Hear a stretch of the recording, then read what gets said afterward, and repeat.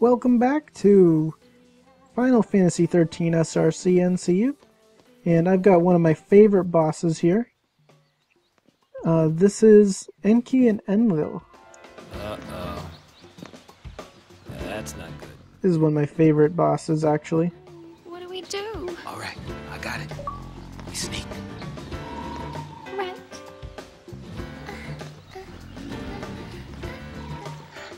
I love how she makes the most noise possible as she's trying to sneak past these guys. Just too much to ask to cut me one break, isn't it?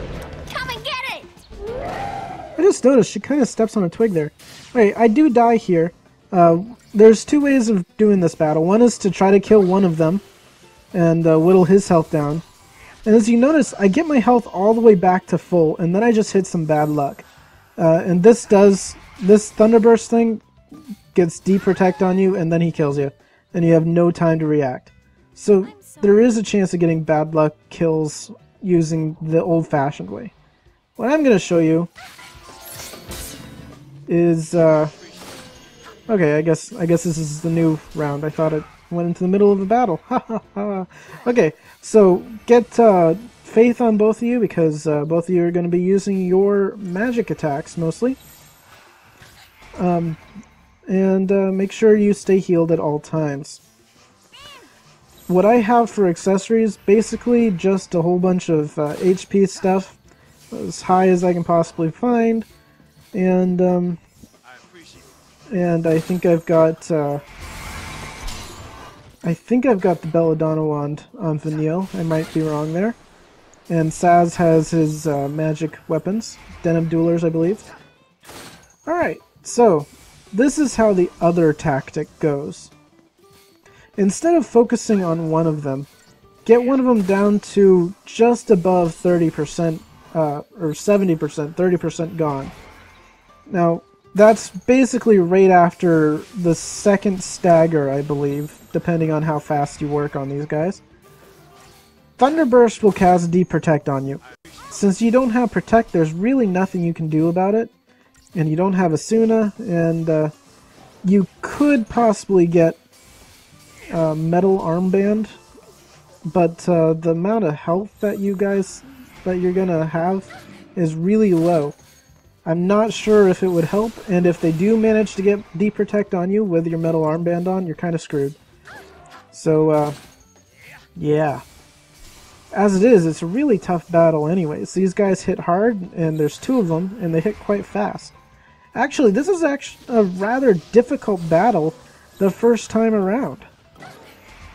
One thing you could do, which I don't think I did on the first one, I guess I forgot to here, is cast a Libra Scope on them, or Libra, and I would suggest Libra Scope because there's two enemies, and figure out what their weaknesses are.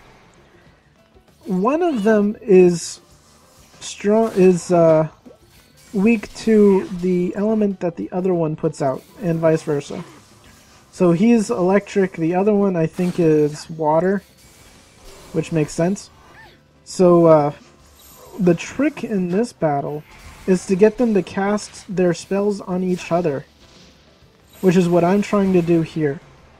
And surprisingly enough, this is actually less likely to get a bad luck kill than doing it the traditional way. I thought that the traditional way, which is kill one, kill the other, would be a better idea because you probably would have better luck with it. But nope. In fact, you are more likely to kill because the other guy is going to cast his D-Protect, and then you're going to get smacked to death. So what you want to do is, if Faith goes away, put it back on, like I do here. Have a whole bunch of medic rolls available. Really useful to have medic rolls on this level, on this boss. And do not be afraid to use potions. They're really cheap, they're only 50 gil apiece, as I said in the last video. They're very useful. Use potions whenever you can. You're gonna get D-Protect on you. It's inevitable, basically. Unless, as I said, you put a metal armband on, even then it's pretty likely. Just keep healing yourself. When you get a chance, go and do some Ravager rolls on the enemies, but make sure you're healed to full as much as you possibly can. Now, slash and burn, of course. That's whenever you possibly can. If you notice, I'm now working on Enki, who has basically full health. What I did was I staggered Enlil first. I guess I'm back to Enlil again. Stagger one of them first, and then work on the other one. I don't know what I'm doing, I guess. Enki and Enlil, they confuse me. Alright, so get this guy's health down, and then work on the other guy. You'll see why in a minute. I'll point out exactly why as soon as they do it. But basically, once they get down to 70% health, or 30% of... you get 30% of the damage on them, then they will bellow. And what this bellow does is it increases their strength and a whole bunch of other buffs, and it also gives them a few new attacks that are really dangerous, and, fun enough, they're area attacks. Now, if you're lucky, like I was in this battle, eventually you'll see that Sazh actually moves away from Vanille, which is kind of rare because both of them are more or less melee or ranged users. You've got magic casting and then you've got guns, which means there's really no reason for them to move very much. So if you're lucky, your enemies are going to separate you a little bit, and then their area attacks will only really do damage on one of you. Alright, so I've got Enki to stagger again. Potions. Use potions. They will recover 150 health, and it will allow you to keep attacking for a little bit more. And sometimes it'll help even more. It'll allow you to get that extra healing in when you're about to die, and Vanille just can't keep up. Because that happens a couple times in this battle. If you just use medic roll, you're probably not going to do very well. So, yeah. As it is, it's actually really, really close, and when you get protect on, or deprotect on you, it's actually a pretty bad situation sometimes. Alright, so basically, this is a long haul of try to survive. Whittle their health down. They have way too much health. Ow. So close to dying so many times in this. You'll notice sometimes I just do this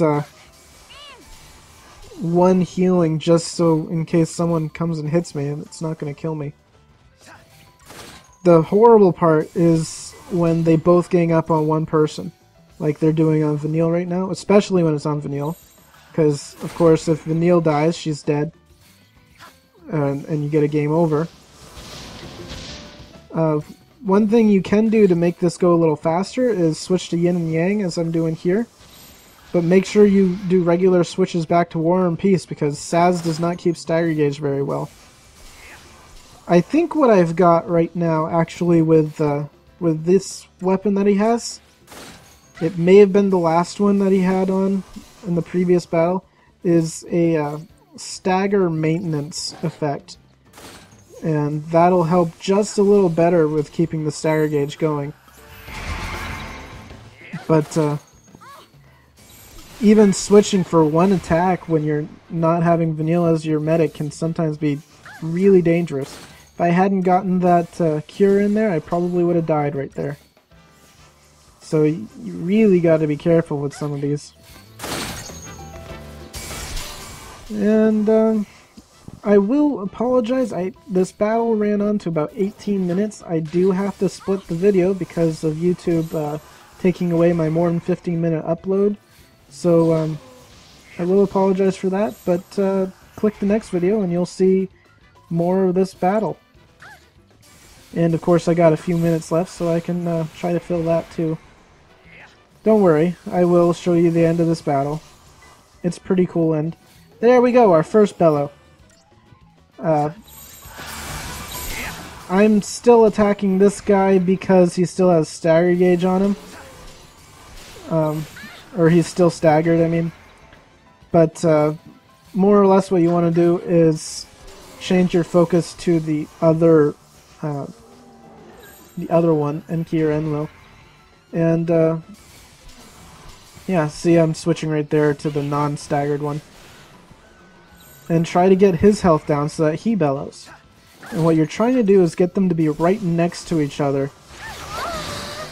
when they're casting their very dangerous attack. Alright, so I hope you enjoyed this segment, and I'll see you guys in the next part.